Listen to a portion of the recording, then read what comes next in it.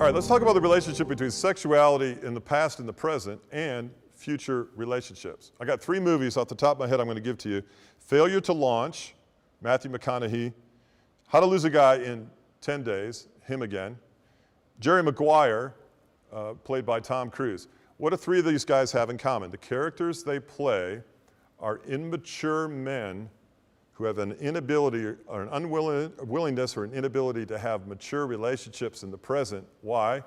Because of wrong relationships in the past. And this tends to be a trend in culture today. Our sexuality in the past has an adverse effect on our present relationships and our future relationships. It is true, it's not what we intend, nor is what we want, but there is a relationship between sexual promiscuity and the depth of our relationships in the present. If there's not an intervention, if there's not a change, information will get you so far, transformation will go a much longer way. When we begin to give ourselves away, we have less to give in the future. Look at it that way. Be that on a physical level, a sexual level, an intimate level, an emotional level, a psychological level. Our biggest fear in life, for the most part, is that we're going to end up alone, or worse yet, lonely. And we fight that at every step of the way. Here's another word that becomes very prevalent when we start to have multiple relationships with people. Projection. We tend to project the negative qualities of our previous relationships on our present or future relationships. We take the garbage and the baggage of someone in our past, and we grow to expect that in the present or in the future, and we project upon those people those qualities. We have to watch that. This is a big thing in counseling.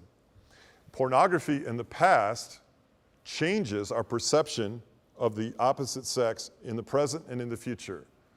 A pornographic past and a saturation and immersion in pornography causes us to objectify other people, take not into consideration their feelings, their emotions, intimacy, secrets, trust factors, and we tend to possess people more because of pornography in human culture.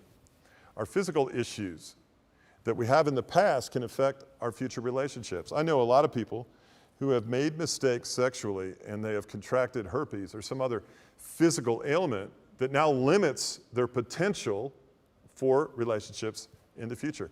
It's all interwoven.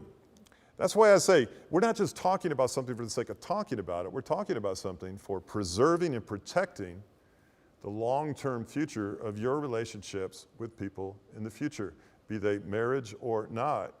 We are affected by our relationships one with another.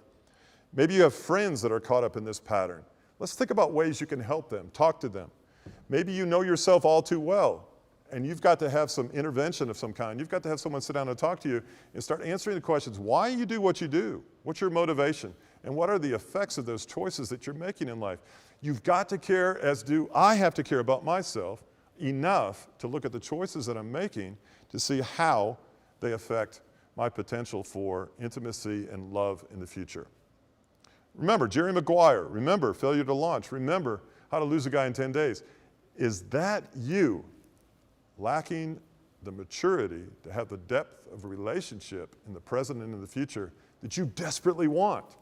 How do we turn that around?